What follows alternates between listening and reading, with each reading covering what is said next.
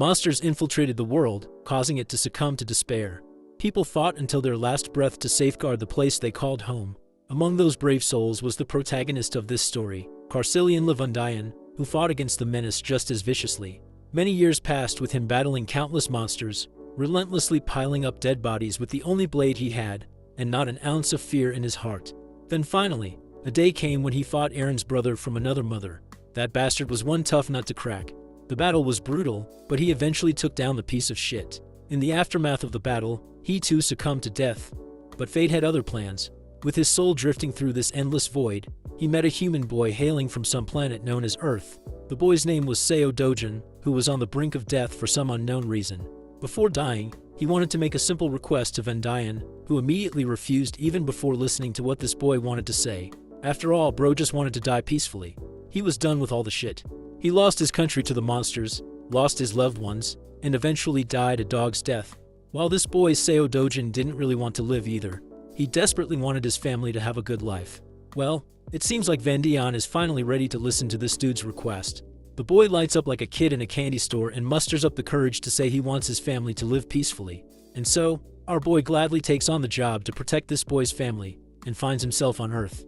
Now rocking the body of that teenage boy Dojun, our guy is on a mission to infiltrate Namsan Gate, which is ranked C for obvious reasons. Only registered heroes are allowed to enter, so the automated machine keeps blaring at him to scan his ID card, which our guy obviously doesn't have. He simply crashes through the guarded and authorized building to enter the gate, triggering the security alarm blaring about the infiltration. Once inside, he starts walking around trying to find monsters to smash. That's when he stumbles across a party of heroes, folks who have official licenses and permission to be there.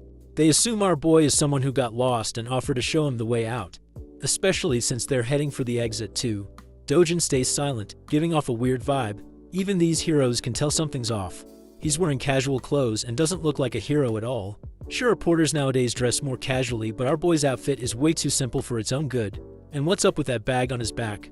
For all they know, he's probably just a clueless porter who got abandoned by the party he originally came with. Then again, they're not so sure.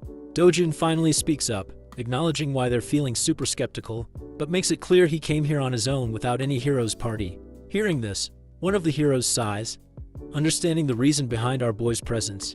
He has seen plenty of cases where people catch a hard boner to become a hero and hunt monsters after watching some flashy TV commercials. But that burst of motivation can get someone killed real fast if they barge into gates recklessly without going through legal procedures. First, you need to get officially certified as a hero. Then you go through training and testing. Not to mention, this gate is C rank for a reason. If you're a rookie just starting your career, you better go find an F rank gate before you lose your life for real. After listening to this dude yapping and generously handing out advice no one asked for, Dojun makes it abundantly clear he doesn't need shit. Naturally, the crew of heroes is bewildered by this kid clapping back with such a cold tone. After all, they were just trying to help, so they get a bit pissed. But the leader tells his comrades to hold their horses. If the guy doesn't want help, then fine, leave him be.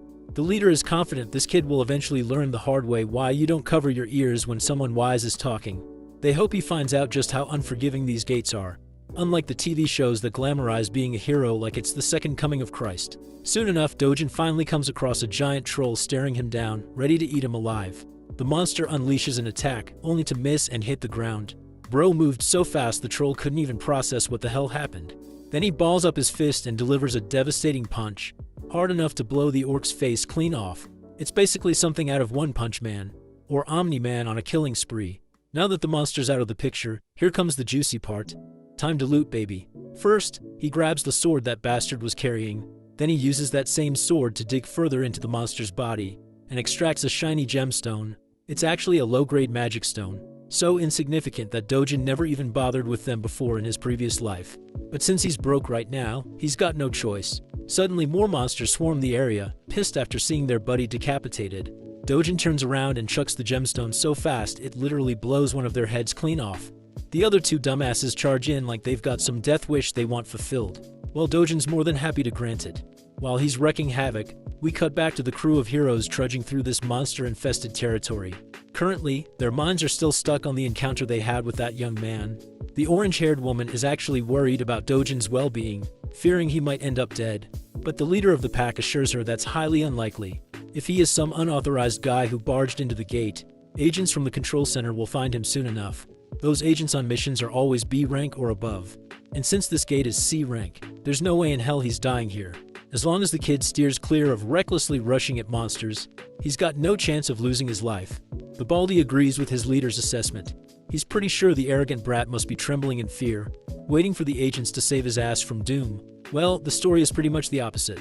It's our guy who's literally making these plus-sized sandbags shake in fear. One punch and the prey is down. He's so fast they can't even touch him, let alone crush him under the weight of their blades. He appears right behind one of the dumbasses and delivers a kick so hard it demolishes the guy's head. With all the suckers down, he grabs one of their swords and proceeds to harvest the sweet magic stones all for himself. After a while, he's done stuffing his bag and ready to leave. Though honestly, he's pretty disappointed with today's grind.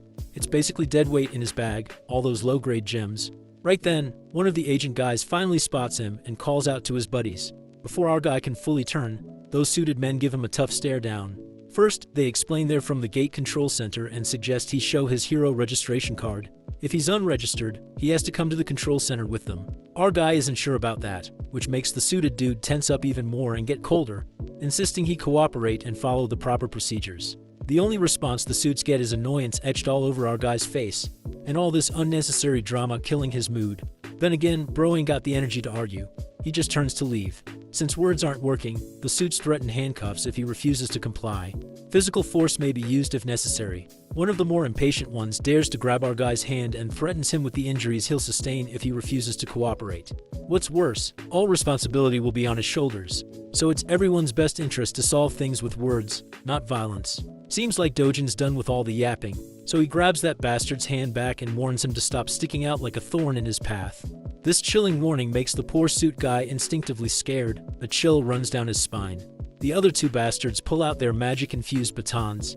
They're actually grade 4 magic staffs, powerful enough to subdue an orc. But they don't have enough power to hurt our guy physically, so he aggressively twists the bastard's hand, making him whine like the whiny bitch he is. Bro then issues a final warning. They better leave now if they don't want to lose the last shred of dignity they have left. Eventually, duty-bound suits are forced to retaliate with violence. They try their best to tag our guy with the magic staffs, but none succeed. Our guy delivers a crushing blow right into the back of one bastard, then hits another in the belly. Next, he focuses on the guy in glasses, the last man standing. The last dude senses what's coming and gets tense. Dojun blurs away, vanishing into thin air, causing the bastard to panic at literally seeing a man disappear. Then, out of nowhere, comes a sneaky punch right into the gut, making the bastard stagger backward in pain. Seems like Dojun is tired of all the bullshit and agents chasing him, so he finally starts thinking about registering as a hero after all. The agent assures him that as long as he avoids shady or illegal stuff, no agents will be out hunting him. Dojun then questions this thing called a rift, a question that completely throws the agent off. Quick context on how this world operates. There are multiple passages connecting to another world where strange monsters live. These passages are scattered across the world.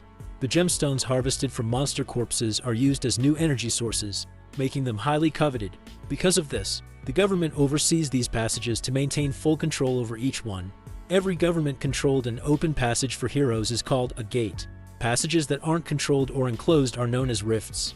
Back to our boy, who finds it ridiculously annoying that these suits follow him everywhere, accusing him of trespassing no matter which gate he passes through. The poor agent explains that if an unregistered hero enters a gate without permission, the control center is automatically notified, and agents waiting nearby are dispatched immediately. Since our guy is thinking about entering a rift, the agent makes it clear these aren't as easy to access as any gate. Trespassing into a rift results in a strict punishment, no warnings, no plea deals. Dojun isn't interested in hearing any of that, so he grabs the poor guy by the face and throws him aside like a trash bag. By now, the poor agent regrets not calling headquarters. This shit's way over his pay grade. Before leaving, Dojun takes one last glance at the trash agent lying there.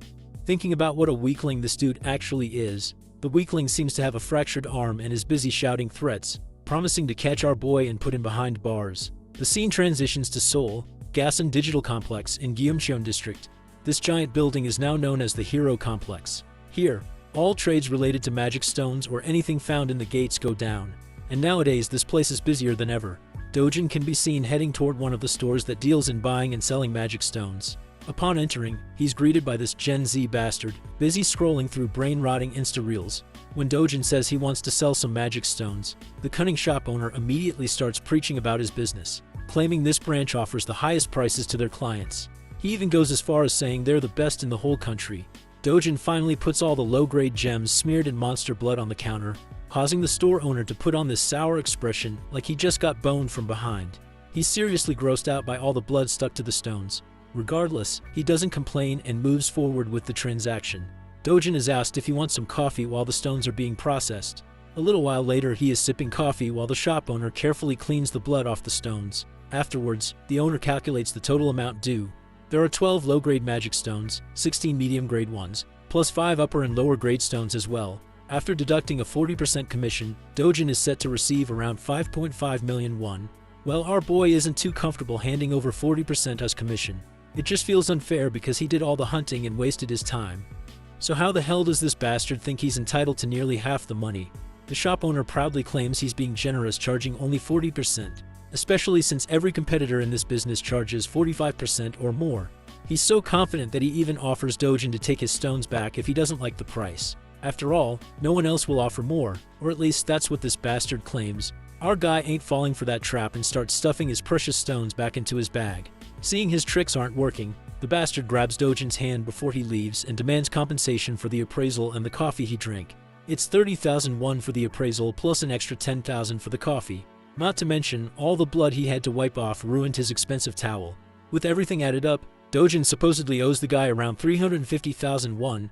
Dojun isn't giving in to these unreasonable demands, no matter how hard this crazy bastard pushes. Seeing nothing's working, the bastard stoops to street-level tactics and threatens Dojun with the C-class heroes he has as his guards. Right then, those big guys barge in through the back door, asking why they were called. If anyone's causing trouble, they're ready to deal with them. Dojun in response shoots a sharp glare at the bastard, who stares right back with the same intensity. A while passes, and the scene cuts to the terrified, sweaty face of the shop owner, who had been acting cocky like he was the main character. But he got a reality check when Dojun took down his 3 pigs, without breaking a sweat, making it clear who the real MC is. My guy then walks up to the counter and smoothly negotiates the commission down to 1%, no questions asked. We all know there's no arguing when someone like Dojun is staring straight into your soul like that. So the deal goes through, and Dojun walks out with a fat stack of cash for the haul he collected with his sweat, or rather, his fists. His grandma and sister are both in total awe at the huge amount of money. Grandma even suspects Dojun is pulling a fast one with fake bills. But the guy quickly clears that up, saying the money came from lending cash to a friend who started a business that ended up doing really well. Grandma isn't sure if her grandson even has a friend like that. He tries to convince Grandma with another lie that it was a childhood friend. Eventually, Grandma stops asking questions, at least the big ones. Meanwhile, Dojun's sister is super proud of her big brother for making their family rich. The doting brother pats her and gives her hope about the luxury life they'll be living from now on. The little girl just jumps around happy to be rich. Watching her so happy, Dojun realizes he's actually making progress fulfilling a promise he once made. He remembers the words of the owner of the body he's possessing, whose one dying wish was for his grandma and his half-sister Yoon to live safe and happy lives. That poor guy disappeared right before Dojun could say anything, and when he woke up, he had become Seo Dojun. Now his only mission is to make sure this little family lives safely and comfortably. For that, he wants to buy the safest house in Korea, which currently costs 110 billion won. For him, making money won't be an issue as long as he gets his original strength back. This world shares a lot of similarities with the one he came from, the one that was destroyed. The only big difference is that rifts, gates, monsters here are all marginally weaker than the world he once saw fall. To him, who held the title of Sword God in his previous life, this place is nothing but a sandbox. So far, he's only been fighting at 1/10 of his original power. Suddenly, there's a knock on the door, and the visitor says he wants to see Seo Dojun. Bro stands up and decides to answer. As he opens the door, he finds 2 thugs standing outside. These guys are here to claim a debt Dojun owes, an insane 48 million won. Seeing this, Dojun's sure these are loan sharks. The real Seo Dojun borrowed money from before he left this world for good, though it was supposed to be just 5 million won originally for his grandma's hospital bills. These guys are charging crazy interest to demand 10 times the original amount in no time. They know he's been making money through gates lately, so they want him to cough up the cash since it's all documented in the contract. But the only repayment these bastards get is a jaw-busting punch right in the big guy's face. That single punch sends the poor thug flying, leaving his partner with his jaw hanging in disbelief. Our guy then gives the scrawny bastard a deadly stare to remind him that over 9 million won has already been repaid. So if you do the math, these bastards should be paying him interest. With another punch that makes the bastard cry like a bitch, Dojun tells him to tell his boss that Dojun's coming to pay a visit. The scene then cuts to the shopping mall, bustling with life. There, we see sweet little Eunyeon lighting up a kid in a teddy bear store. Dojun brought her here for a shopping spree. Today she's free to get anything she wants. You know, our boy wasn't always that soft-hearted Pookie in his previous life. It's the original Dojun's memories that revitalized his dry emotions. It makes his heart warm up to see how kindly Dojun treats Eunyeon, even though she's only his half-sister. So he wants to keep doing the same, and make sure to give all the love he can muster for this little girl. The little girl finally chooses a stuffed toy she really wants. It's a small but cute bunny. She picks it modestly, making sure she's not being extravagant. But Dojun picks a way bigger stuffed toy for her. He doesn't want her to hold back at all. It's her day, and she can pick whatever her heart desires without thinking twice about money. They both treat themselves to some good food too. As they enjoy their meals, an unfamiliar voice calls out our boy's name. It's a middle-aged woman followed by a bunch of bodyguards. This chubby MILF seems like yet another trash talker who loves to hate on our boy. First, she points out his lousy sense of dressing. Then she questions the girl sitting next to him. She's bold enough to throw a jab, saying he must have knocked someone up and had this girl, just like how his mother brought him to this world. Of course, these sharp jabs infuriate our boy beyond anything. Meanwhile, the little girl has no clue who this lady is or why she's trash-talking so casually. This MILF then promptly turns her attention to the girl and asks her name. The girl introduces herself as Lee Eunyeon, which makes this trash MILF realize she's Dojun's sister. Out of habit, the woman throws a jab at her clothes too, calling her a mess. This bitch isn't sparing her deceased mother either, and all of this is just getting on our boy's nerves real bad. But for some reason, he's holding it all in, not trying to get aggressive with her provocations. Even this MILF is pretty astonished at how Dojun is keeping his composure, not falling for her traps. So this bitch decides to go one step further. This fat piece of work is bold enough to ask a child the meaning of harlot. Well, that's the last straw. Dojun snaps and calls her an ugly woman who belongs to a tribe of orcs. Of course, the woman is left wide-eyed and mind blank after getting caught off guard. Let's have a little context to understand why Dojun has been tolerating this woman only so much. You see, Dojun was born an illegitimate child and lived in poverty. At the tender age of 7, his mother died, and he barely made it to his father's house. With his father marrying a new woman, he was shunned by everyone. It only got worse after his father's legitimate wife gave birth to a son, and Dojun was ignored completely. Things got so bad that he got kicked out of the very house he lived in. So he lived with his half-sibling at his grandmother's house.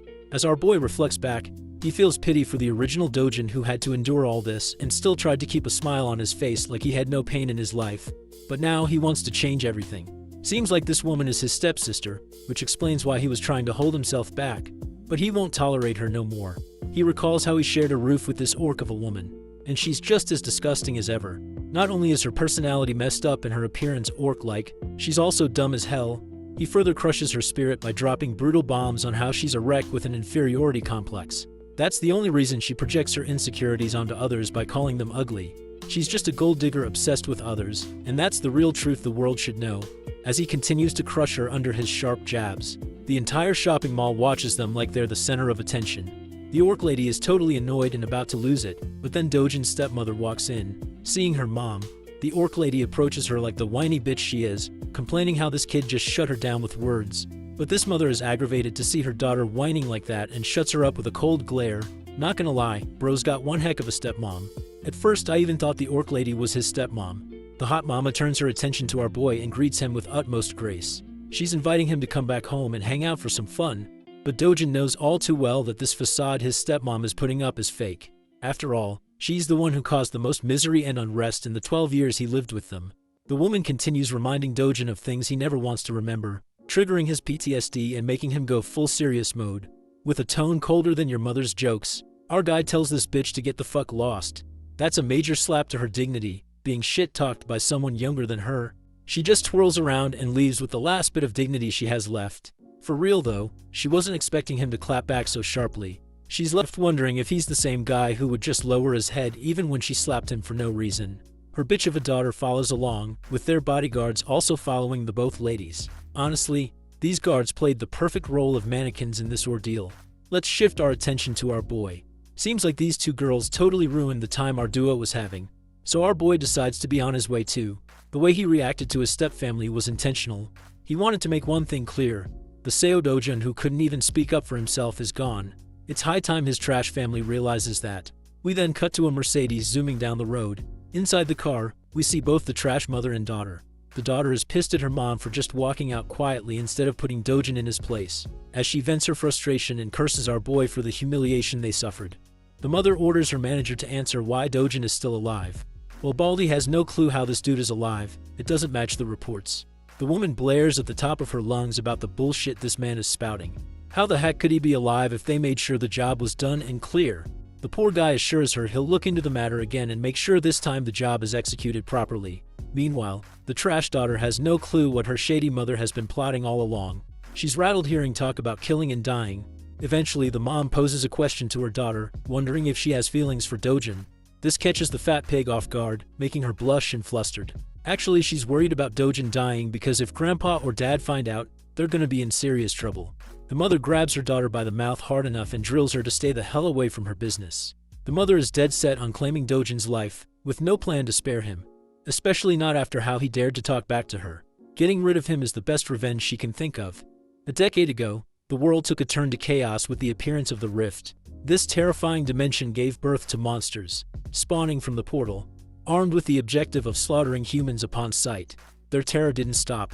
It was ceaseless, and eventually demolished the world, scarring it with destroyed cities engulfed in flames. However, just like the appearance of the dark forces, there came the emergence of the light in the form of valiant warriors called the Heroes. With their emergence, the first discovery of mana stones was made from the dead bodies of the defeated monsters. Back to the present, Dojun's going somewhere, reflecting how mana stones quickly shifted the world's dependence from traditional energy sources. Because of their key role, countries decided to center their attention towards the emerging rifts, basically claiming priority over them so they could extract resources. With the current state of the world in motion, all of its industrialization is completely reliant on the concept of gates and the dependence of heroes.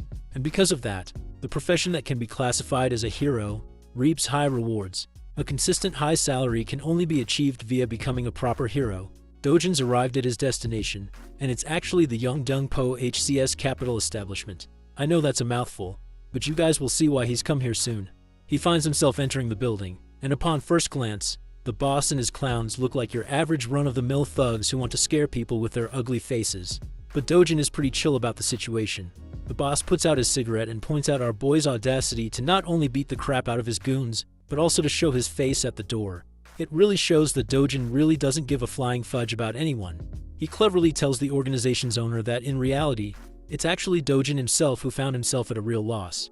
That statement is ridiculous from the point of the view of the boss. So he seeks clarification on what our guy means. Dojun clarifies that actually he's come here to receive his well-deserved compensation. After all, he's endured mental, physical, and materialistic losses all this time because of the existence of these clowns. With his strong and serious words, the boss has noticed one significant change from the boy's personality. Something about the kid has changed. He's no longer the soft-spoken spirit or the gentle person he was. Then there's the added evidence that this same kid destroyed the lackeys he sent to his door. All things considered, the boss's leading suspicion is that Seo Dojun must have experienced a unique kind of awakening throughout his experiences in the gate. Despite knowing this, Dude still decides to act arrogant and tells Dojun that his newfound confidence because of his awakening will become his own undoing. The hypocrite calls our boy for being overconfident in his abilities, and to back up his claims, he brings over a bunch of grumpy men to intimidate him. Of course, he can pack all the muscle he needs, but to the experience of the sword god, they're practically insects in comparison. The boss is talking out of his ass and states that even those awakened people end up getting killed like deadweight and low-class heroes in the end. The funniest part, bro is under the assumption that Seo Dojun is nothing beyond the level of a D-class hero, and that his organization can easily stomp on someone as weak as that.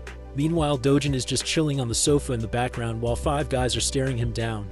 Without showing even a hint of amusement, he orders the boss to sit the heck back down. The boss is astonished to hear him continue to speak in his previous tone, while Dojun emphasizes with a serious face that he's not done talking. Hearing him say something like that, one of the guys decides to get his balls tripped up and challenges Dojun. Amusingly enough, our boy happily takes off his glasses, adding more to his confusion. And then he hammers a Mike Tyson ballistic universal machine gun rocket punch 9000 in his damn face. The dude is sent flying from the impact while his friends are at a loss for words. But that's not all, because the beating is shared among the group as Dojun knocks down another one. Keep in mind that while he's beating their asses, he's calmly making his points too, sharing his knowledge of the boss's secret shady business underneath the cover of a money-lending business. Dojun aims to punch down an orange-haired punk and proves his knowledge of the counterfeit identification business he pulls. Having landed his punch, he tells the boss that he's in search of a hero identity to officially register as one and make money. Ducking the strike of the final guy, Dojun returns the blow with triple the love. And that's how he made the entire group sleep with his special sleeping routine. Works 100% of the time. Dojun continues his demands, stating that he's in need of a foolproof identification that doesn't cause any trouble for him in the future. The boss is left starstruck by what happened in the span of a few seconds. Our boy reminds him that he's only got one day to forge the identity for him. Some of the men didn't intervene in the fight, by the way, which is a compliment to the NPCs because they're the type to challenge God while being a level 1 rookie in most stories. The boss is out here tripping for life as he begins to question and assess Dojun's skill level. At the least, this guy appears to be B-class in strength. Bro is so lost in his thoughts that he has to be reminded by the kid to snap out of it. He happily accepts the job too. Finally, Dojun grabs his shoulder politely and contrasts it with an intimidating expression on his face. He wants to know if Hong Hee-ju, his stepmother, ordered a hit on him. Of course, this is actually pretty much the case, evidenced by the conversation she had with her daughter and assistant earlier. The boss is at a loss for words until Dojun forces his grip so hard that the guy yelps in pain. Even his scrubs are looking helpless for their boss. I have to say they should really change their barbers too. Anyway, the boss breaks down and reveals her heinous strategy. This cruel, scheming woman actually wanted to suck the life out of Dojun's bank account, forcing him to so much financial instability that he doesn't have any other way but to take his own life to escape from it. Now that is a definition of an evil fucking plan, especially towards your son, even if cast away. Those were her orders. Dojun hears this, and after enough of this begging and crying, he lets the man free, questioning if that's also one of the reasons they locked him inside the gate. The boss turns into an innocent little guy who had nothing to do with that incident, even going as far as to reveal that he wouldn't get paid for the execution if he died inside the gate. That's probably one plausible reason why he couldn't have done something like that, and it already has Dojun thinking. He utters the words, Kang Cholwoo, which is actually the name of the guy who brought him to the gate in the first place. Effectively, Dojun wants to know every last piece of information of the guy until tomorrow. With his two demands stated, he leaves politely, completely changing the atmosphere of the room from which he first entered. After that conversation, Dojun is left with a deep contemplative state again. The real Seo Dojun only had one desire. He wanted to protect his little sister and his beloved grandmother no matter what. On top of everything that happened, it just adds another layer of misery and shows the kind of life the poor kid had to endure while being helpless. But not to worry, because the sword god is ready to do what he must in order to set the record straight. The following day, guess what? Our boy's officially registered, and he's also got a B rank rating, which is convenient. Unlike all the other stories where the main character just has to be at the lowest possible rank for style points. Tapping the card on the machine, he proves the card's legitimacy because it recognizes his identity into the system. However, it warns him that the rank is still lower than the dangerous quest he's about to take. This is actually pretty annoying to our boy, who thinks that maybe he should have peeved the bastard to assign him a higher rank so that he couldn't run into these problems. Despite the system's repetitive warnings not to enter the gate far above his level, Dojun doesn't give a damn and goes anyway. Let's talk about the specifics of the Night Island gate. It's actually just a B-rank gate, but the logic doesn't mean a B-rank hunter can survive it. Heroes are always recommended a class higher than the gate rank for mission safety. Anyway, the scale of the dungeon is considered rank D, which means it's spread out and will be difficult for solo hunting. The good thing, however, is that it's in the form of tunnels, which means to some capacity, solo hunting won't be that hard for him this time. Because of the gate's scale, it is highly recommended that an A-rank hero take on the task. But the words risk and danger don't exist in our boy's dictionary. If anything, the worst that could happen is that he'll have to face off against an entire fleet of monsters in a narrow tunnel with little to no room. Dojun smiles at his first opponent, which is a giant serpent with a chaotic purple aura. For most heroes, this would be a sign of terror, but for him this is a sign of good luck, as he prepares his gauntlets to get the battle started. Oh, and by the way, the serpent has a bunch of its friends too, and their tongues remind me of the Alien movie. Anyway, they do their best to attack, but it's pointless because our boy is such a killing machine that he snatches and collects the mana stones like the monsters never even existed. The Black Killing Viper is a class of monster that is known for its hyperactive paralysis poison that can knock anyone down even with the slightest contact. With that in consideration, Dojun charges to propel himself at bullet speed and launches full swing. In a short span of time, he's about to slice and dice the creature all over its body, splashing blood until he severs the monster in half. With the creature defeated, Dojun notices his equipment. The gloves he purchased are ensuring the poison doesn't get in contact with him, and for the price of 300,000 won, they're holding their ground. Returning to the hunting session, Dojun turns his attention to 4 more of these ugly limbless lizards, and begins blasting right through their heads with his powerful speed. More and more blood splashes out until the vipers are sent to the afterlife. Dojun stands there, busy searching for a bunch of magic stones by clawing from the monster's flesh. To his disappointment, there isn't any magic stone around. But this is according to the rules of the previous or the original world. And in that, these monsters only have a drop rate of 3% for mana stones.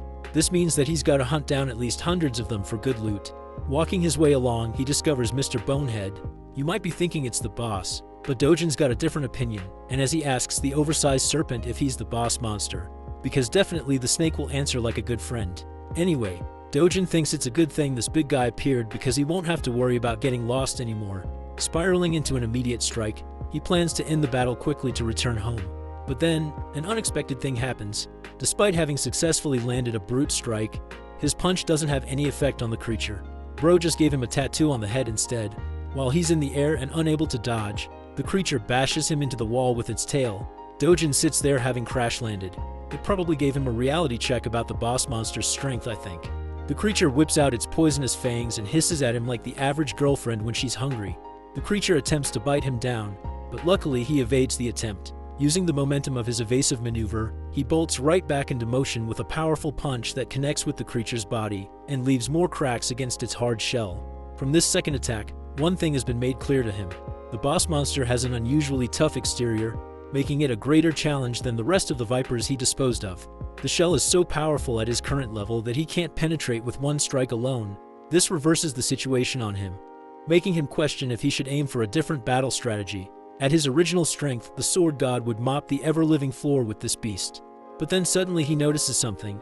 It's the sword of the warrior who lost his life fighting the boss. And now you guys are about to know why he's called the sword god and not the fist god.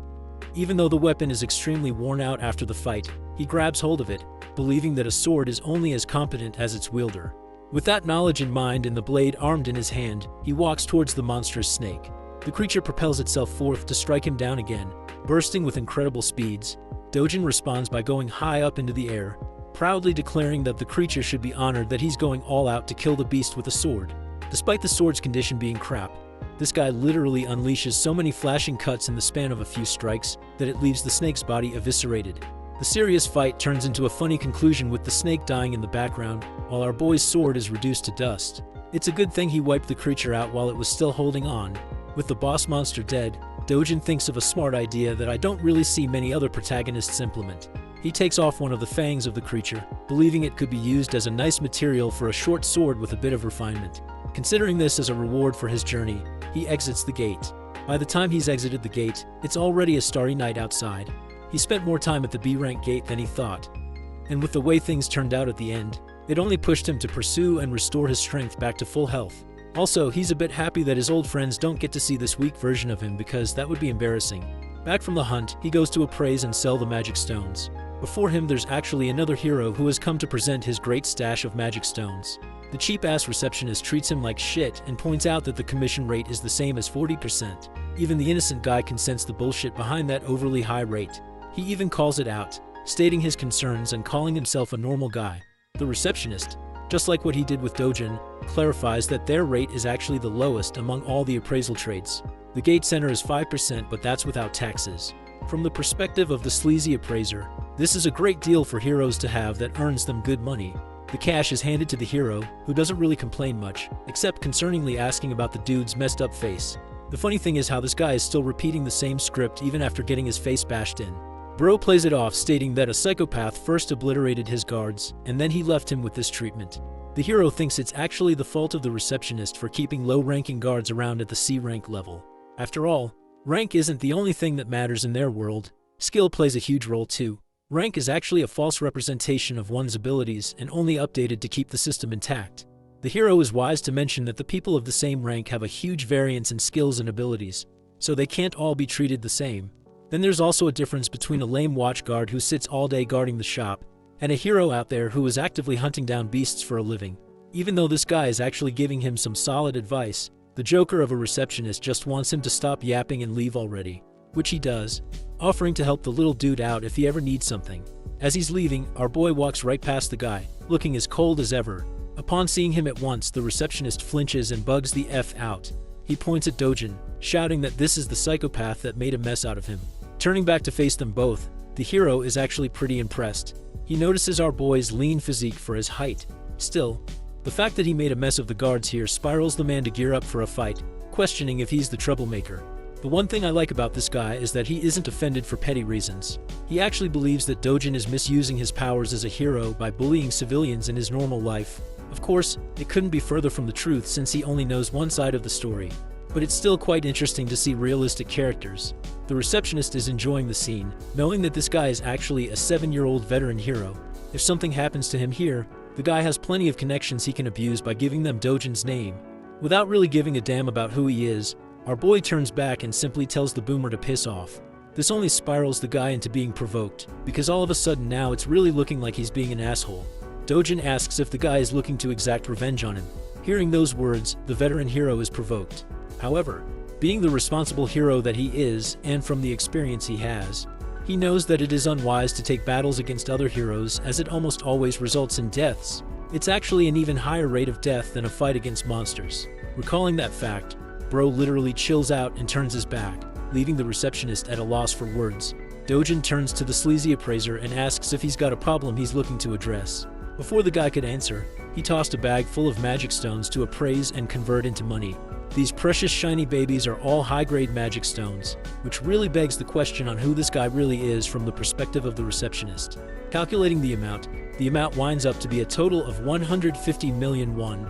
It seems like a lot at first glance, but to Dojun, it's far too little for a day's worth of hunting. He asks for the cash, but the receptionist reminds him of the commission rate they have to calculate beforehand, which obviously draws a scary look from our boy.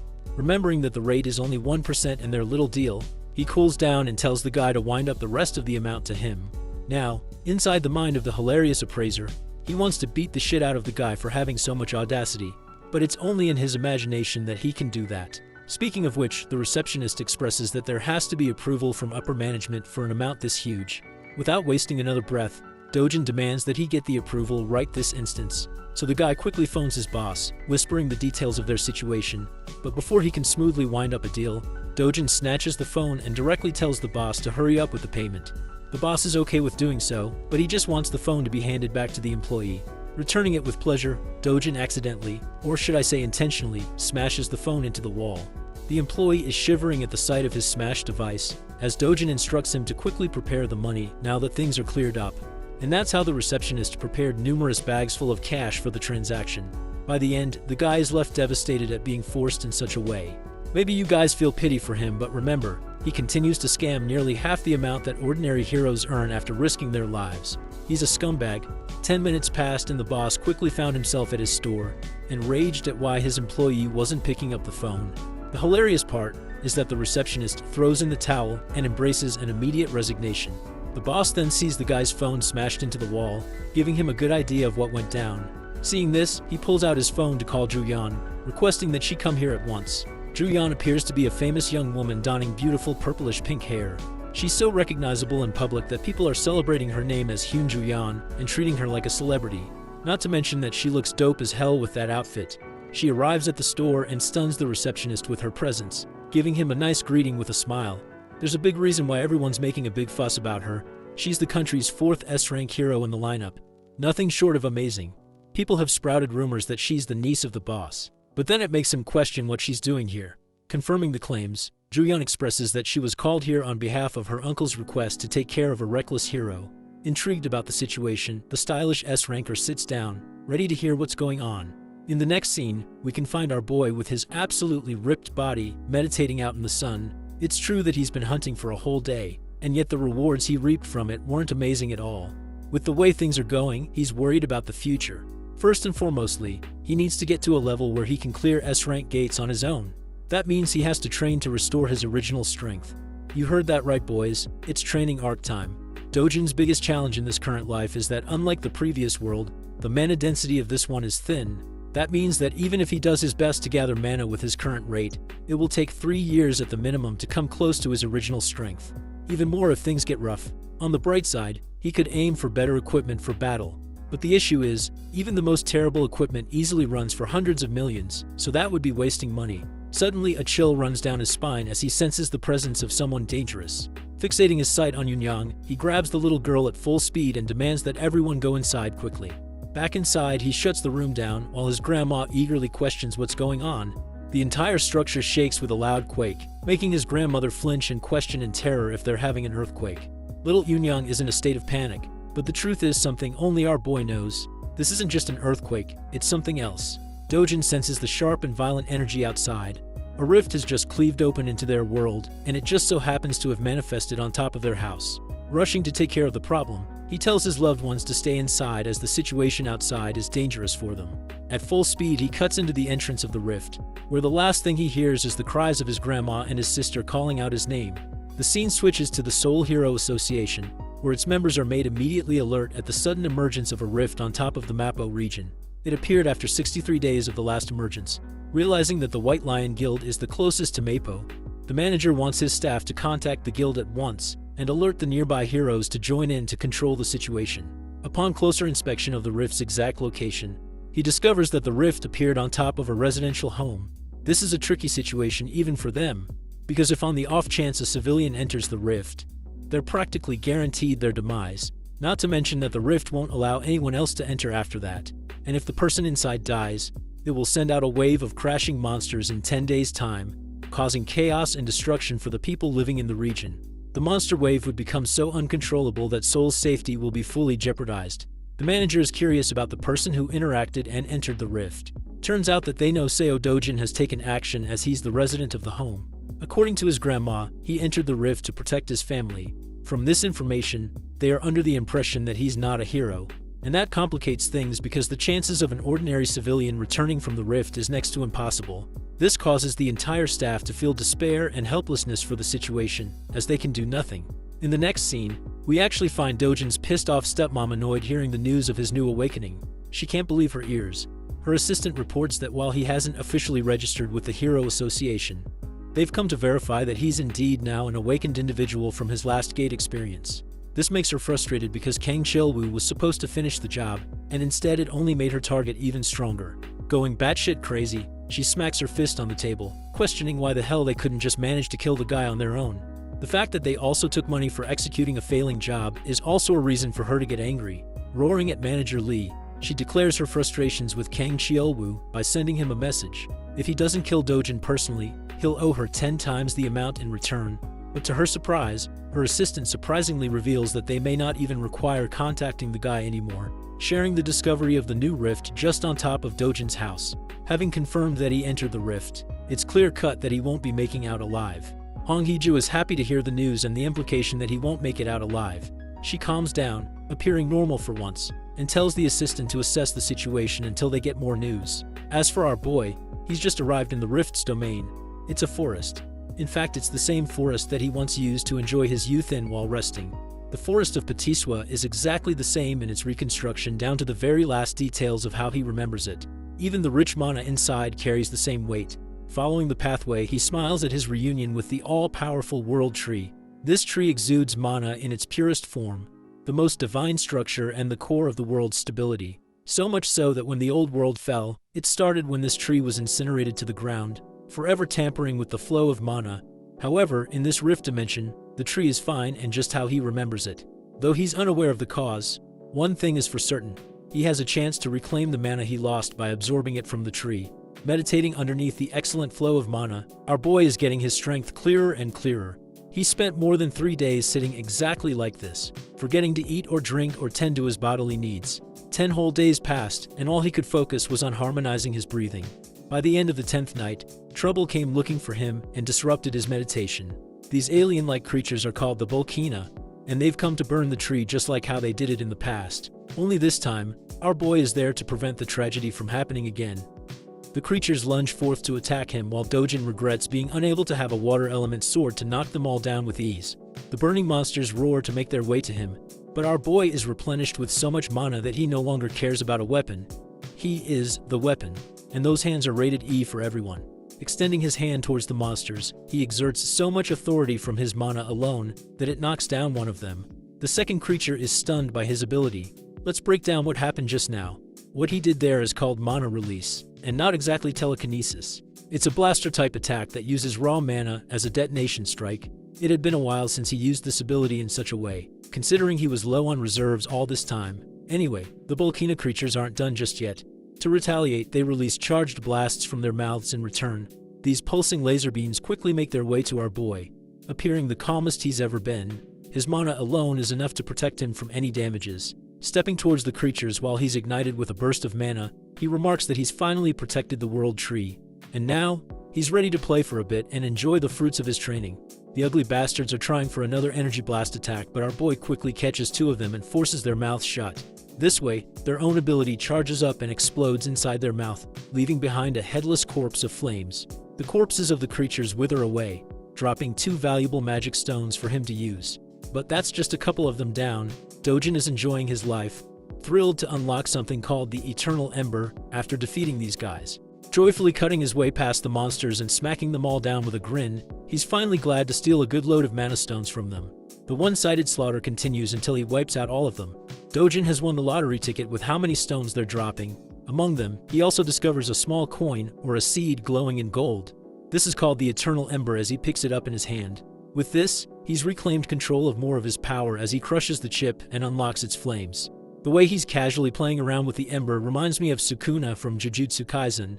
Now, in any normal case, the ideal strategy here would be to keep gathering mana from the world tree. However, the current state of his body has reached its physical limit for mana absorption. The second way of doing so is actually absorbing the ember, completely altering the state of his mana and transforming it into fire mana. And he does exactly that as his body produces a rush of flame energy.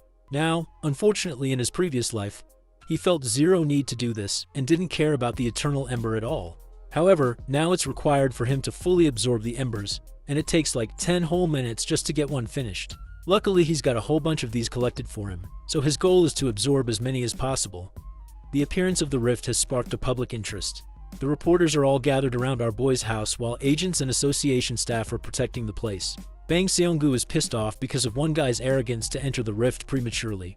I have to point out that he looks like a carbon copy of Yeonho from Solo Leveling, but with a cleaner haircut, I guess. We also have our protagonist but with blue hair. This guy is called Kim Hyun-woo, and he sympathizes with Dojun's actions to save his sister. But Seong-gu doesn't buy that explanation at all, accusing our boy of heading in like a greedy guy who wasn't ready for the consequences. It would have been fine if he unalived himself the normal way, but if he dies in the rift, the place will become a detonation ground for monsters to come pouring out. And that's the issue, really. Hyun-woo asks for Gilma's input, and apparently Gilma has told them to just do things according to the protocols. Hyun-woo questions the recent emergence of rifts popping all over the world in various countries like the US, China, Switzerland, Turkey, and the UK. That's one reason Gilma is having a hard time managing so many rifts all at once. This kind of phenomenon doesn't really happen every day, and yet some of the nations were able to easily contain the threat with ease. But for South Korea, they're out here pissed as hell, because their situation could very well turn into a disaster because of one guy. Seong-gu is so pissed that he wants to beat the crap out of the dude who went in and is begging for the rift to throw him out. Speaking of the gargantuan Purple Gate, 28 days have passed since its first appearance. The same goes for the number of days Dojun has spent inside. Now, the Hero Association is afraid, and has already cautioned the threat as a level 1 wave. Dojun's identity isn't revealed to the world just yet for privacy reasons, but they're calling him Ordinary Person S for now. While the rest of the world is clueless about Dojun's identity, the boss of the money-lending organization catches on quickly and connects the dots. Even his assistant confirms the report to verify the information of his involvement. Kim Myung-gu plays as the right-hand man to the president Hwang Chung-sob. Chang-sob is curious and wants to know Dojun's chances of survival to make out in one piece. Yes, I said the thing. As a ritual of this channel, the One Piece is real. Moving on, the assistant is pretty damn certain that an ordinary person has roughly less than 1% chances of survival. But the mere mention of Dojun being treated as an ordinary person carves an amusing smile on Chang-sob's face. That same regular so-called person put his men in the hospital and gave them bandages for weeks. From the perspective of the world, they're vastly underestimating the abilities of the one civilian that went inside the rift. Now, Chang-sob is also interested in hearing the chances of someone surviving as an awakened individual. For that, his assistant believes that it would ultimately depend on the level of the hero, and it's tough to make a judgment call without accurate information. Even Chang-sob admits that fighting ability is different from pure surviving ability, and then it introduces a whole different level of complications when you're inside a rift of all things. Anyway, one thing is for certain. The bastard hasn't changed his ways. Chang Zub wants to protect Dojun's family, but not for noble reasons. Nah, this scumbag intends to sell the organs of his loved ones in case he doesn't make it back. And even if he does, he's gonna pin the blame of debt on him for taking care. This guy's the embodiment of a leech. The scene transitions to the mesmerizing world tree. Here, our boy is going full speed into his training arc as his body is now thriving with flame mana. He doesn't even know how much time has passed, but he's been grinding by absorbing hundreds of the fire stones. With this, he's acquired so much fire mana that he can use it and manipulate it in any way he deems fit. Not to mention his resistance to the flames has increased as a side effect. Comparing his past self with his current self on the basis of fire attribute alone, he thinks he's surpassed his past self in a small capacity by mastering this ability. Embracing the world tree, he shares a tender moment with it. It's always served him in the time of need, even in the past, and even now. Because of that, Dojun is grateful for everything it has done for him. As for his mana stones, he's made up a small bag using vines to store them all. With the stones collected and stashed, Dojun fully understands that he'll probably never get to see the angelic tree again. But even still, he's hoping for their paths to cross if the divine tree ever finds itself in danger, because when that happens, he will be ready to protect it with his life. Now I don't know about you guys, but I really enjoyed this gentle scene. That night, Dojun finally steps out into the outside world, emerging from the rift as a whole. Luckily, he doesn't sense anyone to be around, suspecting that most people probably thought he already died inside, and that a monster wave would pop out at any time. However, he does detect the presence of someone strong nearby. Deciding to chase them down, he rushes to find the source. Shortly afterwards, he stumbles across the two agents, one pissed off and the other relaxed, both Hyunwoo and Seonggu from last time. Now he understands that these guys probably represent the association from their outfit alone, which means in the off chance he gets caught, things will get really problematic. To combat that issue, he whirls up a ball of flame and chucks it into the air with a forceful lunge. That attack winds up finding its way across the building, resulting in a loud explosion upon detonation. Both Hyunwoo and Seonggu were on red alert the moment they heard the crashing sound. Realizing that it's actually fire, they decide to chase after it. There, they discover a bunch of people standing in horror. Seonggu questions what the hell is going on in the chaos. Meanwhile, our boy is impressed with his flame powers so far. Its precision is good, so it will do him wonders. In the memory of his old friend called Tusk, he wonders if the mage would be impressed by his current level of flames. After all, Tusk was known to be the strongest fire mage on the continent, and they shared a good bond. Suddenly, Hyunwoo's sharp senses alert him to look for the rift.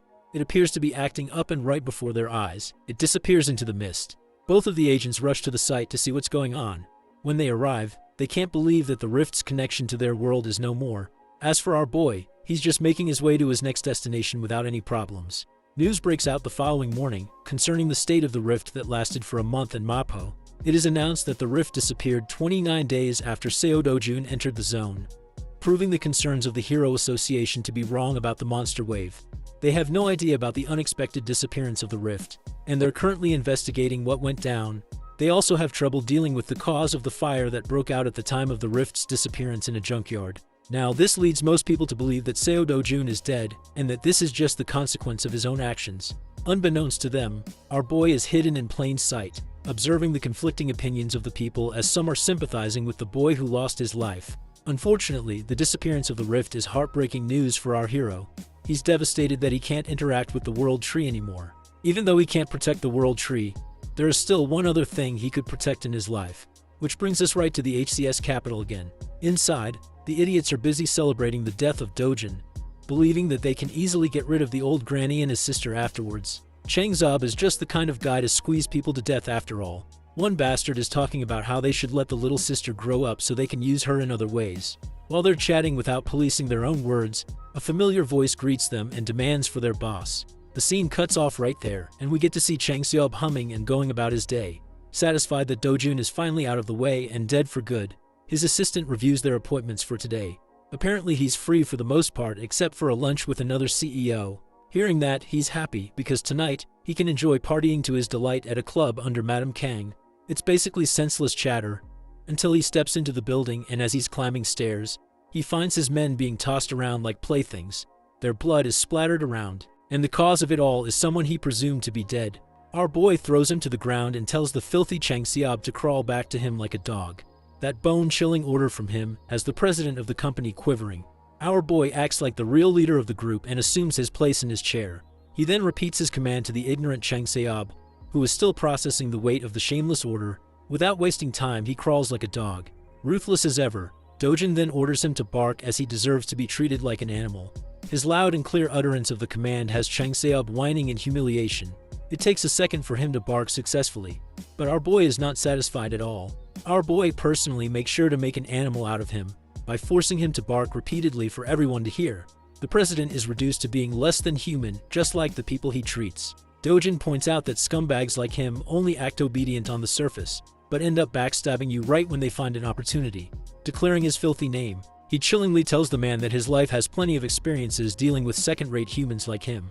Pleading and begging for mercy, Chang Seob is prepared to serve like a loyal dog if necessary. But Dojun has heard enough and whips a heavy slap across his face. Just that much force is enough to knock the wind out of the guy and spurt out blood. His assistant watches the scene unfold until his name is called. Dojun addresses him as the new boss of the company and recommends that he stop working under a bastard like him. Knowing that these guys are so ready to stab people in the back, he orders the assistant to kill Chang Seob with full permission. Of course, it's a task too heavy for a competent servant like him. He apologizes and objects by stating that their leader has a lot of connections, so things will get really bad if he's the one appointed the boss instead of Chang Seob. On behalf of him, the assistant pleads to Dojun to spare the guy just one more time. However, Dojun doesn't want to play around with simple words in front of them. He suggests wrapping Chang Seob's body in a barrel and removing all evidence by shoving it in the endless ocean.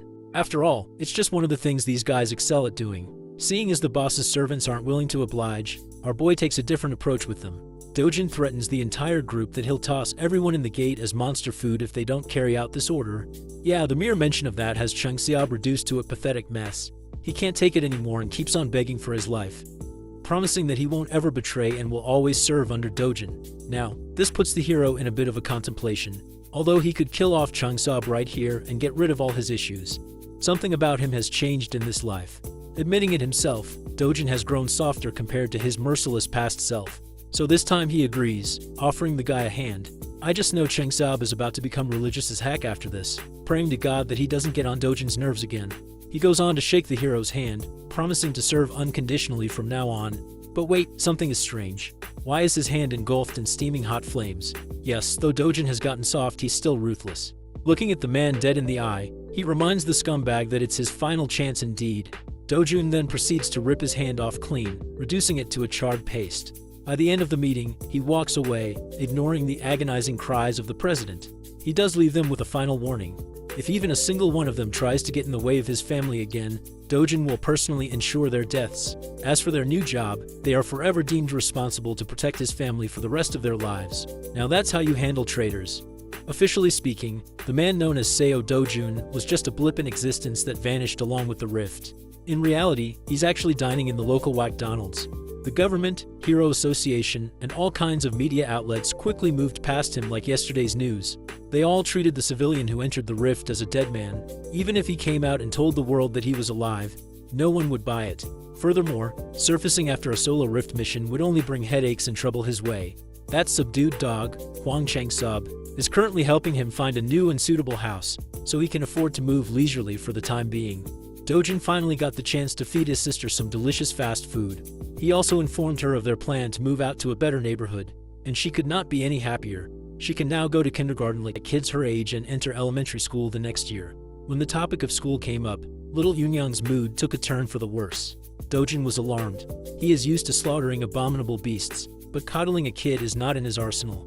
He was taken aback when her sister confessed how other kids tease her for being an orphan. Hearing his adorable sister's plight broke Big Bro Dojun's heart. If she does not want to associate with the mean kids, she doesn't have to. Those little bastards will get what's coming for them eventually. Finding out that she wouldn't have to attend kindergarten to be bullied anymore, Yunyang was hyped. Inwardly, Dojun is devising a plan to send his little sis to a prestigious private school where no one would dare look down on her. That night, Seo Dojun found out that Kim Eongu had stashed his grandma and sister in some random motel while he was stuck inside the rift. Glasses bastard almost broke his back trying to apologize. He reasoned that the motel is under the management of their company, so it is safer than any other place. Dojun does not have the energy to mess with lackeys tonight, so he just enters the room and sees his grandma once more. Little Yunyang pounced on him with a bear hug, and Grandma held his hand with tears petering from her eyes. She's just glad to see her grandson come back alive. At first, the hardened warrior was stunned, but once he felt the warmth coming from his family, he accepted the love they had for him with a smile. Little Yunyang has taken a liking to McDonald's, so they've been dining in that absolutely real place a lot. Today, she asked questions about Big Bro's job, being a hero. When asked if she likes having a hero for a brother, Yunyang nonchalantly answered that she does not.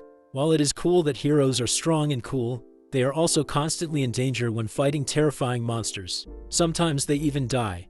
And little Eunyoung just wants her brother to live with grandma and herself for a long time. Dojun had been so used to mindless bloodshed. Having someone worried about his well-being is quite a new feeling for him. In the harsh world of the past, he was the last human survivor. He fought monsters and creatures beyond your wildest dreams. In the process, he lost a lot of things. Now that he's given a second chance in a different world, something incredibly precious has appeared by his side. Feelings he had long forgotten are coming back to the surface. In this world, maybe he can live happily. Maybe he can just live a quiet life with joy and love. While he was feeling fuzzy and warm on the inside, Korea's Hero Association was in shambles. Taewon, founder of the Korea Hero Association and director of the World Hero Federation, has been stressing over the recent rift incident, or the lack thereof. Their best people have investigated the site, but no new information has been found. Feeling clueless about the state of his territory is frustrating the founder. It's not far-fetched to believe that a spontaneously disappearing rift can potentially reappear at any time. His assistant tried to agree with his worries. She thought it would have been better if a wave had occurred. At least they would not have to worry about unknown variables. Director Taewon cuts her words off before he gets angrier. While he is worried about uncertainties, he thinks it is fortunate that no one was harmed. Taewon is one of the top 100 respected and strongest heroes in the world. It is widely speculated that he would easily be elected with the most votes in history if he ran for president. His words and influence could easily topple domestic conglomerates if he wanted to. Thankfully, his interests lie in neither the power of a nation's leader nor the wealth of a conglomerate. The only thing he cares about is the safety of his people. In other words, he's a real one. Even if it takes time, he wants a more thorough investigation covering the rift's perimeter. The residents around the nearby area have already agreed to sell their properties to the association, so that shouldn't be a problem. As a consolation, Taewon wants to offer those people more than the market price for their homes. That's the least they could do after causing such inconvenience. All reliable sources have relayed that multiple rifts have occurred in different countries. No matter how you look at it, something must be going on. The United States and China have already entered the control stages of their rifts. Among major nations, the United Kingdom is facing the biggest problem. While reliable and veteran heroes have been dispatched to clear the other rifts, the United Kingdom's squad was simply doo-doo garbage. Speaking of them, the month-long mission to get rid of the UK rift has finally crumbled in a glaring defeat. The UK rift wave occurrence has officially begun. The city and its people are going about their day like they normally would. Amongst the crowd was Seo Dojun, blending in with the pedestrians. Today, his destination is his favorite shop in the Hero Complex. When he entered the door, the dude manning the counter gave him a greeting by instinct, but choked upon seeing his face. Every strand of hair in his body stood in terror upon seeing the black-haired young man. Today, his manager is in the store, so he won't have to deal with this sadistic customer alone. The manager promptly closed the paper he was reading and lifted his gaze. His voice was controlled but was tinted with anger.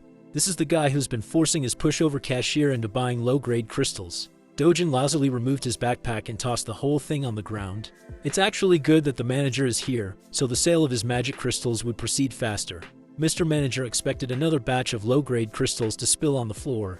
He's not interested in such small-time business. Dojun does not like being turned away when all he wants is fair trade. The manager or any other sane business owner cannot afford to accept just a 1% fee. It would be better if the young man just left. Dojun asserted that refusing to do business with him would be a massive mistake that Mr. Manager would regret. The manager continued shooing the young man away, not even bothering to look at the bag. This is the last warning he will give before things go down. In response, Dojun kicked the backpack down, spilling its contents on the tiles. Being experienced crystal traders, both the cashier and the manager immediately recognized the properties of those rocks. That crude bag was actually filled with Hero's magic crystals, a legendary treasure that money cannot buy. Dojun has a rough idea of how much these things are worth. He knows he's holding premium stuff. You see, the Hero's magic crystal was used by an infamous Mexican drug lord, Korzaman, in New Age drug manufacturing. One night, a laboratory accident changed the course of his life and the world's perspective on such a little rock. The Hero's magic crystal caused Korzaman to awaken as a powerful hero. Since then, the crystal has become a priceless item for hero awakenings and mana enhancement. Such an incredibly rare energy source can be classified as an ultra-high-end product. As a power move, Dojun ordered the schmucks to pack their stuff back up, and he left. Mr. Manager quickly changed his dismissive and arrogant tone into a welcoming one.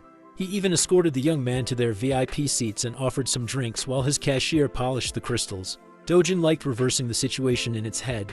1 second he was being driven away. The next, he was sipping on some iced beverage. His opening demand was full price with a 0.5% commission.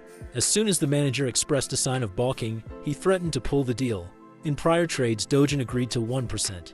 Now he's lowering that already abysmal rate even lower. Frankly, he's just doing that out of annoyance. In response, the manager lowered his head and tried to give the sincerest apology he could muster. Well, Dojun is tired of hearing empty apologies. They can either accept his rate or he'll take his business elsewhere. It's that simple. At the counter, the cashier is inwardly cursing Dojun for being such a rude prick. Seeing that his acting wouldn't convince the kid to give him a bigger cut, the manager locked in and gave a lengthy lecture about magic crystal markets and pricing. Dojun doesn't have time to listen to such long-winded yapping though. He finished his drink and got up from his seat, making the manager panic. Feeling the deal of a lifetime slipping away from his fingers, the manager offered a 9% commission. It did not work, so he proposed 8%. This continued from 8 to 7, 6, and 5. In this range, his shop won't be making any profit at all. While the manager is in the pits of despair, Seo Dojun pounces and agrees to settle for 1% out of respect for their past dealings. Inwardly, the manager wanted to scream and curse the blatant extortionist. He just can't bear to let go of the product.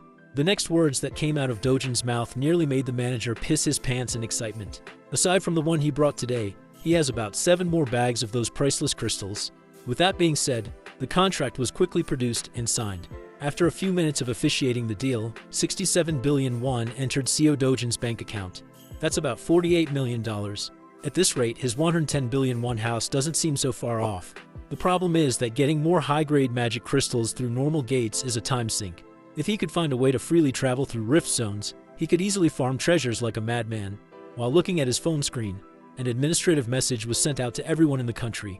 The wave outbreak in the southern region of the United Kingdom had been finally announced to the general public.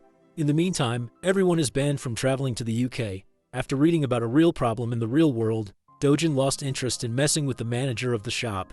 In the past, no matter the country or which association was involved, he might have intervened to seal the rift himself. But he's not that guy anymore. He has more fulfilling matters to attend to. Tonight, dinner is on Dojun and they are getting expensive meat. Little Yoonyoung's mouth watered at the sight of pork and beef marbling over the grill. The expensive meat and succulent side dishes just kept on coming to the table, worried that they were spending too much given the price tag on the menu. Grandma slowed down and asked her grandson if this was okay. 250,000 won for 100 grams is pretty steep. Dojun dismissed her worries right away. After making a killing with his crystal harvest, they could eat as much as they wanted, and it wouldn't even make a dent in his bank account. Yoonyoung's first bite made her fall in love with the taste of the wildly luxurious beef. Dojun continued adding more and more to the grill as Grandma watched in apprehension. Hell, there's another package of fresh ribs, prime ribeye, strip loin, and skirt meat coming to the table soon. At this point, the scale is just ridiculous. How could 2.5 people even finish that much food? Well, Grandma is underestimating the appetite of a protagonist. To knock her out of her worries, little Yoonyoung convinced Grandma to give the expensive stuff a try. Unable to refuse the offer of her sweet girl, Grandma caved. One bite of that expensive meat was all it took for all her worries to dissipate into nothing. Afterward, the happy family enjoyed their extravagant dinner filled with smiles and laughter. Unbeknownst to Dojun, an attention-grabbing young woman just entered the restaurant. The necks of the other guests almost broke wherever she passed by. The woman made a beeline towards Seo Dojun and decisively called his attention. She just wanted to talk with him for a moment. Nothing more, nothing less. Before she could elaborate on her reason, Dojun cut her off for interrupting his family's dinner. If she wants to say something to him, she should come back when the freaking meal is over. Hyun Ju-yeon pulled out the name card, hoping that the young man would change his tone upon her name. Much to his dismay, Dojun just kept on grilling and eating meat, disregarding her presence altogether. And so, the renowned S-rank hunter swallowed her pride and patiently sat in the restaurant's waiting room. With a star like her sitting within normal people's vicinity, she naturally became the center of attention. Men and women kept stealing glances at the woman standing at the pinnacle of heroism. She's not only 4th in the national rankings for S-class heroes, but most people would also even place her within the top 10 most beautiful heroes in the world list. Every civilian around was asking the same thing in their minds. Who the hell is making Hyun Ju-yeon wait? Ignoring the blatant whispers around her, Ju-yeon recalled the brief interaction she had just a few minutes ago. As far as she knows, Seo Dojun entered his first gate 2 months ago. He made it out alive and is now under suspicion of becoming awakened. He was widely believed to have died in the recent Mapo Rift incident, but here he is, alive and eating with his family. Aside from all the details that don't seem to make sense, a single sharp look from the young man had an S-ranker like Juyan on edge. A newly awakened guy cannot possibly reach S-rank in under 2 months, right? Even the oil tycoon Kafmor, who spent his wealth on magic stones, took about 5 months to reach the peak. Rationalizing what she felt, Juyan reckoned that Dojun must have some kind of unknown special ability. Finally, Dojun, Grandma, and little Yunyang have filled out with their bellies full and their mood lifted. Near the exit, Juyan walked over to finally have a conversation with the mysterious young man. Before she could open her mouth to speak, another party sauntered into the restaurant with an air of superiority. Dojun's eyes turned sharper than usual at the sight of the man.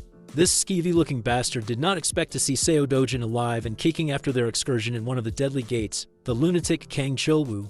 He's actually quite amused by Dojun's cockroach-like resilience. Even Juyan seemed to recognize the troublemaker in a single glance. In the middle of the restaurant, tensions rose as silence filled the air.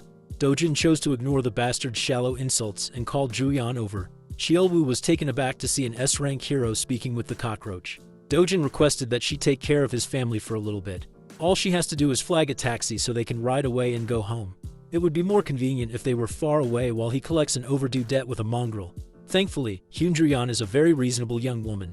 She did what Dojun asked and assured Grandma and the little girl that everything would be fine. She waved at them goodbye, but their concern was evident. Jian awkwardly stood there as the taxi departed. As soon as they sped away from the restaurant, a resounding and crisp sound of slapping echoed inside the establishment. With his loved ones out of the picture, Dojun can finally drop the PG act and slap a bitch. He moved so fast that Chielwoo did not even see his swing. He only felt the stinging pain in his cheek. Embarrassed by such a humiliating attack, Chielwoo gritted his teeth and charged forth to retaliate. One of the servers tried to break the fight up, fearful that the Awakeners might destroy the whole restaurant if the conflict escalated further. Her reasonable request was met with unreasonable violence. Fortunately, she wasn't harmed too badly. Seo Dojun calmly told everyone to get out and clear the room for their safety. Chielwoo is really easy to trigger. He's a muscle-brained idiot who can't even think of good trash talk. For that, he was punished with another strike to the face. He was completely caught off guard, feeling a knuckle make contact with his head. Kang Cheolwoo is the bastard who locked the original Seo Dojun in a gate, leaving him for dead. Even though he was not the one personally slighted, our MC still harbors a deep resentment for this fuckface, and he wants to talk. Cheolwoo, the goblin-looking goon, snickered as he brought up how that evil stepmother of Dojun's made the whole thing happen. Seeing that extracting info from this idiot was a lot easier than he thought, Dojun pulled his phone out and pressed the record button on the video app. He just needs a clear and concise recording of the confession, and his life will be a lot simpler in the future. Once again, Cheolwoo was insulted by his nonchalance. He gathered power in his fist, called Dojun's mother a whore, and attacked with unmatched intensity. He intends to finish the job that he failed. He wants to kill Seo Dojun once and for all. Unfortunately for the big goon, his primitive attacks are no match against the expert manipulation of Chi. Dojun met the violent punch with a soft touch and sent the enemy's fist flying as though it just hit an impenetrable bouncy barrier. Kang Cheolwoo had never experienced something like this before. Normally, he would just brute force his way through anything and everything to kill. Now it seems like he's going up against someone far beyond what he can comprehend with his tiny little pea brain. Suddenly, he was pushed off his feet. Dojun followed his body's trajectory like a hunter playing with his prey. Sounds of fists cracking a skull echoed throughout the restaurant as the server from earlier tried her hardest to dial the police. Before she could press the call button, a dainty hand pulled the phone away. With a bright smile, Hyun-juyan assured the server that she would take care of everything, so there was no need to involve the authorities. The server was just glad to see a comforting face in the middle of her breakdown. Slaps, scratches, and punches landed throughout Kang Cheolwoo's body, not giving him any chance to catch his breath. As far as Juyan knows, this lowlife is a B-rank hero. With that rank, there are not many people who could beat him up so helplessly. Based on this beatdown, Dojun might be classified as an A rank. Well, even if that's true, the fight still seems a bit too one-sided. Before things could get any worse, Hyun-juyan carefully called Dojun to stop for a moment. She's just worried that Kang Cheolwoo might die if the beating goes on for longer. Deciding to listen to her words, he dropped the goblin goon's limp body on the ground and wiped his hands. Seeing as there's clearly some vendetta between the two, Juyan asked the young man how much he knows about Kang Cheolwoo. Dojun might not know the whole picture, but he knows enough about the bastard to exact vengeance. Hyun-juyan warned him that this piece of dirt, Kang Cheolwoo, is connected to Kang Yang-pyo, an S-rank hero. Well, Dojun already knew that fact, and he didn't see any problems. Juyan had never met anyone so reckless and insane. This dude doesn't even care about whatever consequences he might face at the hands of an S-ranker. Hyun Joo-yeon elaborated that Kang Young-pyo is very protective of his delinquent cousin. This restaurant incident will surely reach the ears of that powerhouse. When that happens, blood will be spilled. Dojun scoffed at Joo-yeon's worries.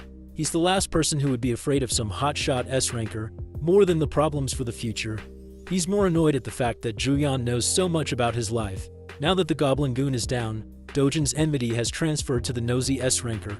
Face to face, the feral young man stared her down. Hyun Joo-yeon was not a pushover by any means. She won't cave from a simple, intimidating eye contact. Changing the subject, she apologized for the sudden visit and brought up her agenda. She was just asked by her uncle to come by and talk. After she found out about the bag of Hero's magic crystals he sold off, Joo-yeon wanted to get her hands on the rest. She is willing to buy every piece he has, no matter the price. Dojun warned her that it won't be cheap. He has a lot of precious treasures stockpiled after all. She assured him that the assets of an established S-rank hero are beyond normal people's imagination. Well, it's not like he's opposed to selling his goods. He just has one condition before transacting. It's nothing much really, just a little favor. At least for someone as renowned as Hyun Joo-yeon, that is. Elsewhere in the city, the sound of expensive alcohol bottles hitting the floor can be heard.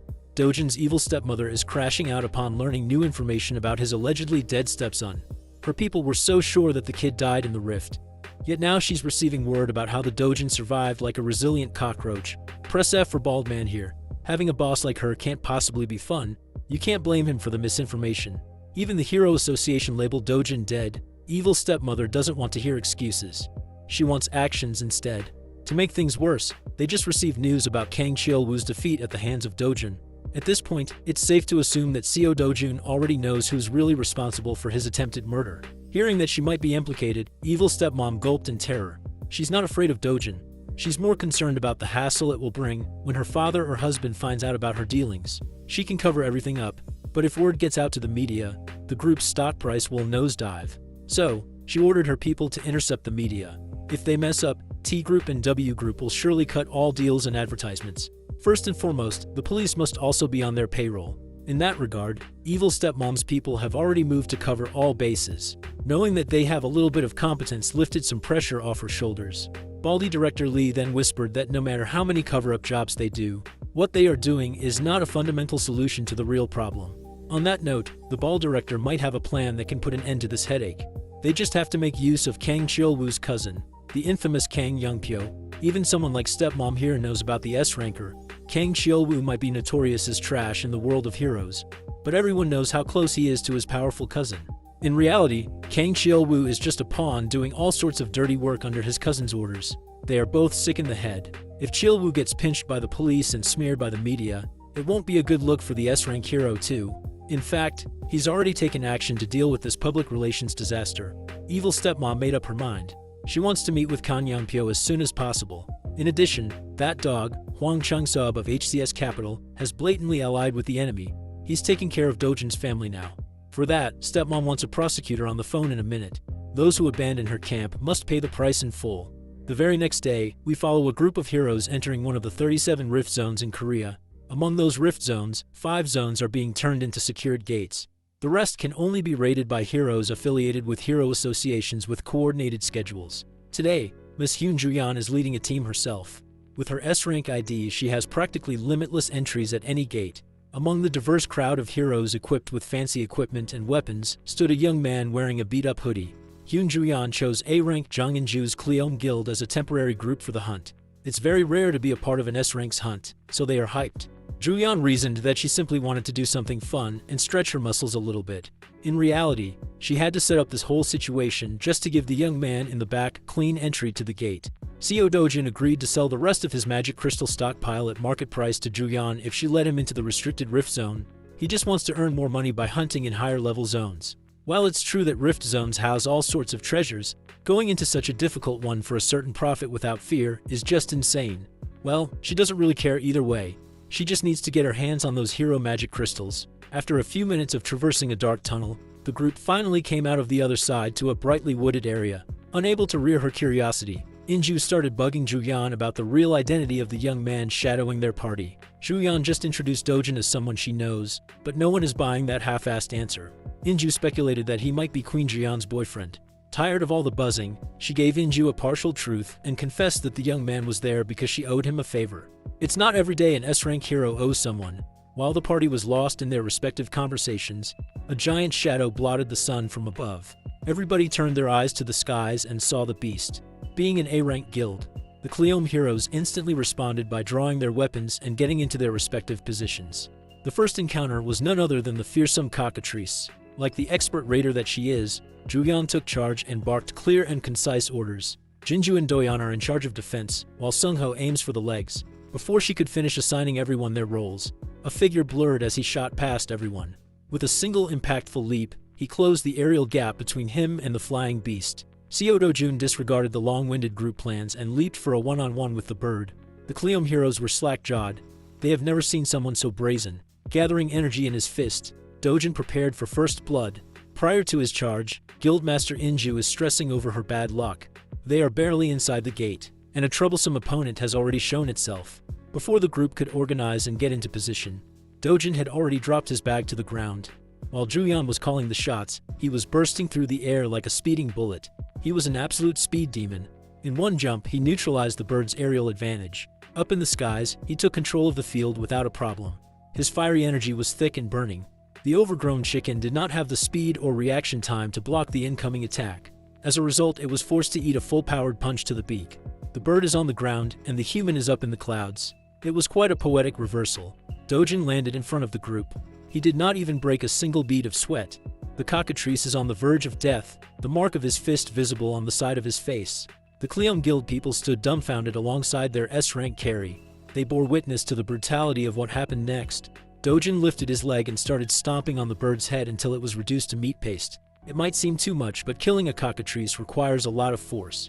With every stomp and kick, the sound of skull cracking and blood spurting mortified the group. Now Inju is really curious as to who that guy is. In all honesty, Juyeon wasn't really sure herself. All she knows is that Seo Dojun is a really strong human. Well, calling him simply strong is a huge understatement. There are only a select few heroes who can do what Dojun just did.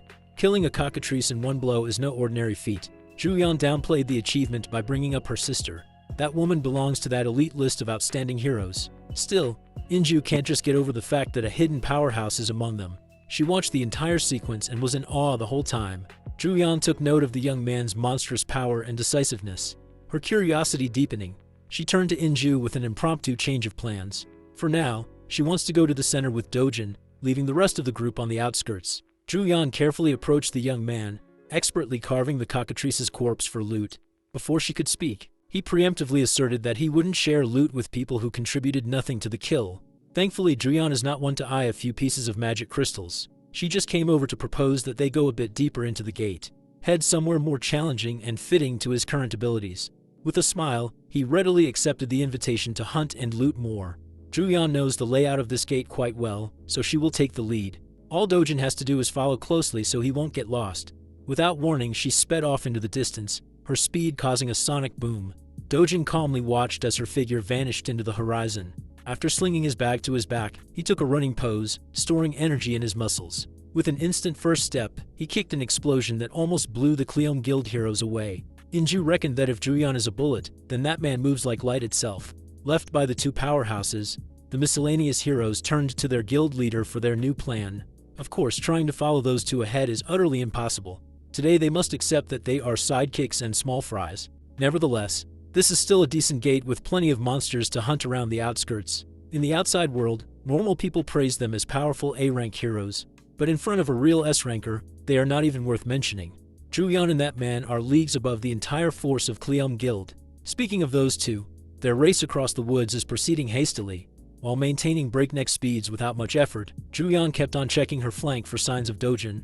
Upon seeing no signs of the guy, she started softening up and thinking that she might have overdone the initial run.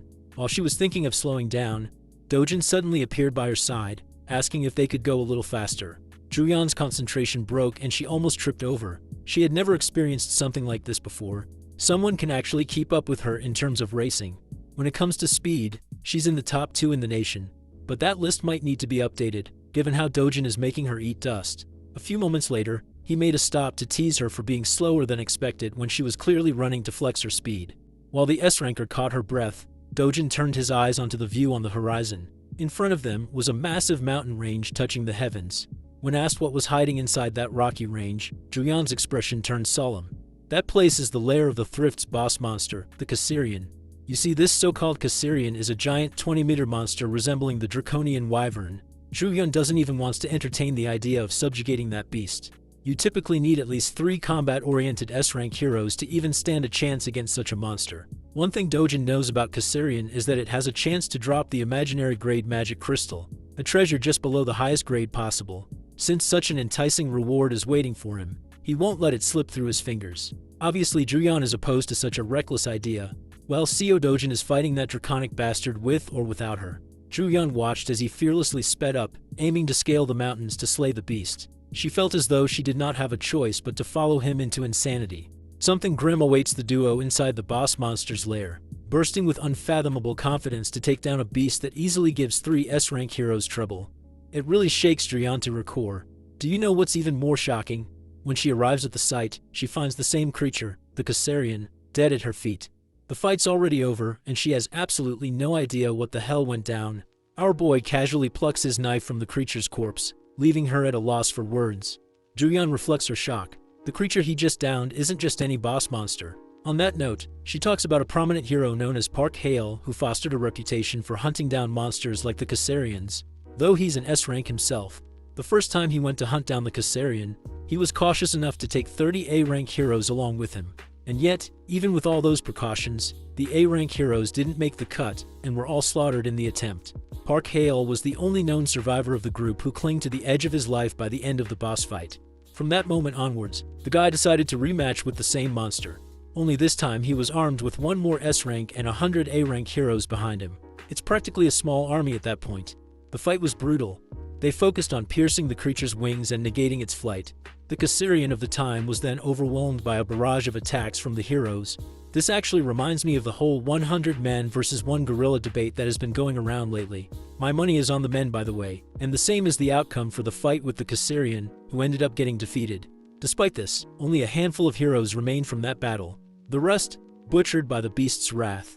The damages they incurred that day were so prominent that Hale's guild, the Sweet Life, has yet to recover from it 3 years after the event. And yet, this one average-looking Joe has defeated the same Caesarian monster without much trouble. The funny thing is, with her constant glaring, he reminds her that she ain't getting any of these precious gems for standing around fighting the air. The remark may have annoyed her, but Julian is more focused on the ridiculousness of the man before her eyes. If she wasn't there to witness the battle, she would never believe in such a conclusion.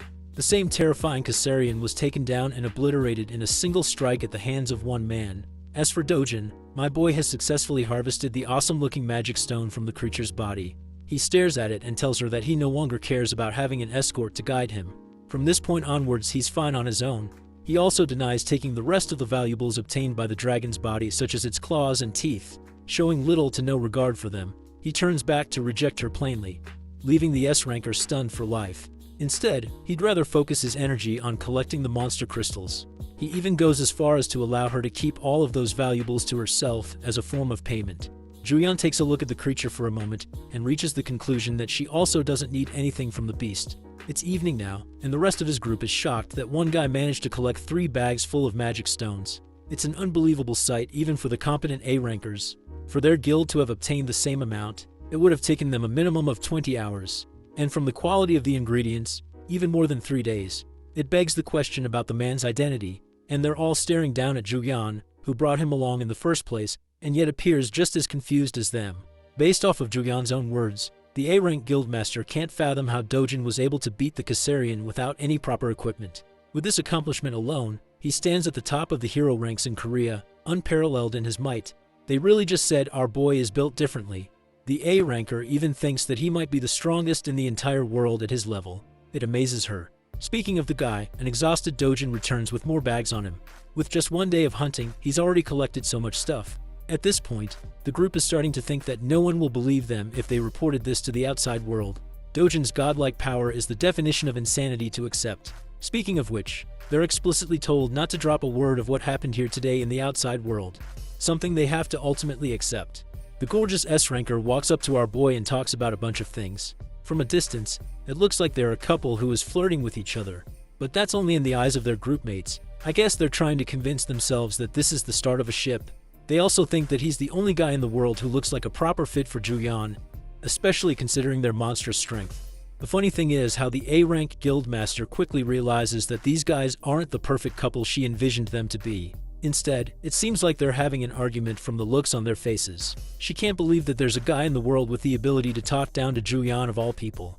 The shocking thing is how Dojun hands her a bag and leaves quietly without saying another word. It astonishes the guildmaster even more. As for the state of the backpacks and the contents inside he collected, Juyeon states his own words. Turns out that Dojun fears the possibility that he'll become an overnight celebrity if the outside world learns that he killed the Caesarian. Since that is a clear issue for him, he drops the responsibility of it upon her shoulders. Hearing his decision, it leaves the both of them baffled for words. But the irony in all of this is that the law of manifestation ends up turning true, and Juyeon gives birth to a curiosity to explore more about this mysterious young man.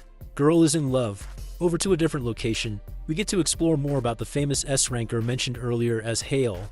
He's out here going beast mode on his punching bag. His assistant is in awe of his training because it seems like he's bursting out in rage. As mentioned before, he's the guild master of Sweet Life. The assistant helps him calm down, reminding him that a little bit of endurance will help him go a long way in these difficult times. Even the guild master agrees with that idea, believing that those who underestimate him will eventually suffer his wrath. And before long, there will come a time where everyone will be admiring his strength as the most powerful guild master. His assistant goes on to bring up Hyal's streak of hunting down Caesarians, which sets him apart from others, even going as far as to say that his name will be etched in the history books as the hero who defeated the Caesarian with the smallest squad. The funny thing is, that title will never be overtaken from Dojun by anyone unless Stephen Hawking steps out of the grave and pulls a miracle. The guildmaster shares his enthusiasm with the assistant, going on and on about his own achievements. At the same time, their guild has been suffering major losses compared to what it was 3 years back. And yet, the only thing that gives him a smile is the knowledge that he's the only one capable of best defeating the Caesarian, a fact seconded by his one-eyed servant. On topic of discussing high-ranking heroes, the scene switches to Kang Youngpyo's office, who is currently reading a report on Dojun's eventful evening with Cheolwoo and how he annihilated Youngpyo's cousin. Even though Cheolwoo's intentions were to lock the guy inside the gate and trap him for good, a plot twist happened, resulting in an awakening. Also, the client that has tasked them to take down Dojun is actually the executive director Hong Hee-ju, who is basically at the top of the wealthiest people in Korea. It doesn't make sense for her to single out a person as her target in front of Youngpyo's eyes. That's until he learns that Dojun is actually her stepson, though the boy was welcomed into their family at the age of 7. The moment Hee-ju's biological child stepped into the world, Dojun was kicked out of the family. This fact makes Youngpyo amused as he points out that not even being wealthy can save you from being kicked out. Discussing the payment for the hit, he learns that they're being given 3 billion won for the job, which is tiny in front of him. And then there's the fact that Cheolwoo finds himself at the edge of his own life from his battle against Dojun, suffering numerous burns and bruises. What's even worse is that he completely lost his sight and has become a cripple for life too. It only adds to the ruthlessness of Dojun's measures, to the point even a guy like Youngpyo has to acknowledge his actions. And yet, Youngpyo takes delight in the fact that he would have made sure to chop his limbs off on top of smashing his skull. At first glance, you guys probably were thinking that he's saner than his cousin, but now it's clear why he's even worse. While discussing the scene of their battle, it is brought up that Juyeon was also there and allegedly helped out Dojun in some way. This actually surprises him and he probes for more information about the situation. He doesn't get what's so special about Dojun. Unfortunately, not even his assistant knows anything specific about the meeting between the two as the case was quietly shut down. Pissed the fudge off, Youngpyo grabs his servant and roars at him to do whatever he can to uncover the status of their relationship, suspecting that they may have formed a deal of some kind. The assistant, completely devastated by his reaction, runs away to investigate right at once. Youngpyo is left with a temper tantrum smashing things around, reflecting that Hee-ju's men will come looking for him to fulfill the job that his cousin failed to do. At the same time, he's more than happy to take on the job from her. After all, she's a wealthy woman with Andrew Tate's level of money, so it won't be an issue for the greedy scumbag. And now for the scene with our boy, who is returning home after the raid. From today's experience, he's more than glad to have spent his time in a rift rather than a gate for proper hunting. It also complicates things because he might have to form a long relationship with Juyeon to ensure he stays on the low. Recalling their conversation, she straight up told him that people will become wary of her and ask around for the identity of the person who killed the Caesarian. Revealing them means inviting a lot of trouble. So for now, her plan was to store the valuables. And if he does want to become famous, she can happily reveal their existence to the world. In response, Bro chucked the bag to her to keep all the good stuff. It also means he's got to look for another method to go on and enter the rift zones, because relying on Juyan creates trouble for her. Still, tonight's sleep will be a good one as he'll get to rest in a luxurious house that Chung Seob arranged for him. But as he steps foot inside the house, he is alarmed by the many shoes right outside. This means some unexpected guests have arrived. Entering the room, he sees a bunch of suited men and their boss having a conversation with his loved ones. The guy looks like a more depressed version of Nanami from Jujutsu Kaisen, and he's just staring Dojun down like an eagle. Yoon comes rushing to greet her brother with happiness, while Dojun is baffled by the situation overall. Prosecutor Park Cheol-young makes his identity loud and clear, pointing out the connection between Dojun and Chang Seob. Because of his relationship with the guy, Dojun is placed in an immediate emergency arrest on behalf of partaking in the money-lending organization that is run by the corrupt CEO of HCS Capital.